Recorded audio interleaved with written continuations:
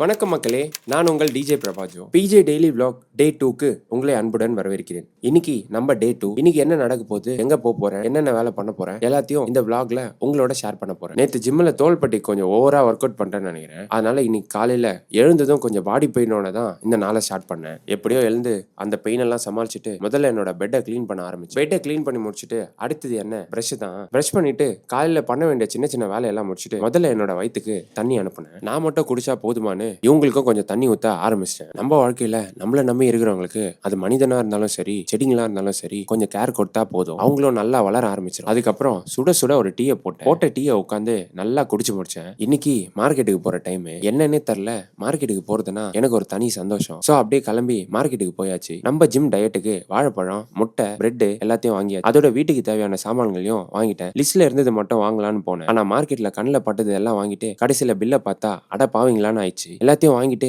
அப்படியே பத்திரமா வீட்டுக்கு திரும்பி வந்தேன். வீட்டுக்கு வந்ததும் பிரேக்ஃபாஸ்ட்டுக்கு ரவா உப்புமா பண்ணேன். அப்புறம் என்ன, பால்கனில போயிட்டு உட்காந்து காத்து வாங்கிட்டு உப்புமா ஒரு வெட்டினேன். இன்னைக்கு திடீர்னு எங்க அக்கா கால் பண்ணி, டே எனக்கு கொஞ்சம் உடம்பு சரியில்லை, ஹாஸ்பிட்டலுக்கு போனோம், அதனால என் 2 தங்கத்தையும் நீ தான் கொஞ்ச நேரம் பாத்துக்கணும்னு சொன்னாங்க. நானும் சரி சரி 2 தங்கம் தானே, ரொம்ப அசால்ட்டா நினைச்சிட்டு இருந்தேன். கொஞ்ச நேரத்துல அந்த 2 தங்கத்தையும் கூட்டு வந்து என்கிட்ட விட்டு போயிட்டாங்க. அப்பதான் புரிஞ்சது, தங்கம்னா கையில மாட்டிக்கிற மோதிரம் தங்கம் இல்ல, இந்த 2 குட்டி ரவுடிஸ்னு. சரி எப்படியாவது 2 பேரையும் தூங்க வச்சலான்னு பார்த்தேன். ஆனா ஒருத்தன் சிரிக்கிறான், இன்னொருத்தன் அழுகுறான், ஒருத்தன் அமைதியா இருக்கான், இன்னொருத்தன் ஏதாவது பண்ணினுங்கிறான். ஒரு வழியா 2 பேரையும் படுக்க வச்சு அப்பாடா ஒரு பிரச்சனை முடிஞ்சதுன்னு நிம்மதியா இருந்தேன். திரும்பி பார்த்தா ஒருத்தனை காணோம். எங்கடா போயிட்டான்னு தேடி பார்த்தா வெளியே போய் மழையில தனியா விளையாடினுங்கிறான். ஐயோ என்னடா இதுன்னு அவனை தூக்கிட்டு உள்ள வந்து அப்புறம் தான் தோணுச்சு, சரி 2 பேருக்குமே மழைனா ரொம்ப பிடிக்கும் போல. சோ அப்படியே 2 பேரையும் கூப்பிட்டு வெளியே போய் கொஞ்ச நேரம் மழையில நனைய விட்டேன். என் அக்கா இதை பார்த்தா என்ன பண்ணுவாங்கன்னு தெரியல. மழையில விளையாடி முடிச்சதும் 2 பேரையும் உள்ள கூப்பிட்டு வந்து நல்லா தொடச்சு விட்டேன். ஒருத்தன் இங்க ஓடுறான், இன்னொருத்தன் அங்க ஓடுறான். நான் அவங்கள பாத்துக்கிறேனா இல்ல அவங்க என்ன பாத்துக்கிறாங்களானே புரியல. எல்லா அலப்பறையும் முடிச்சுட்டு கடைசியில 2 பேரையும் ஒரு வழியா தூங்க வச்சு அதுக்கப்புறம் எங்க அக்கா சிக்கன் குழம்பு கொடுத்தாங்க.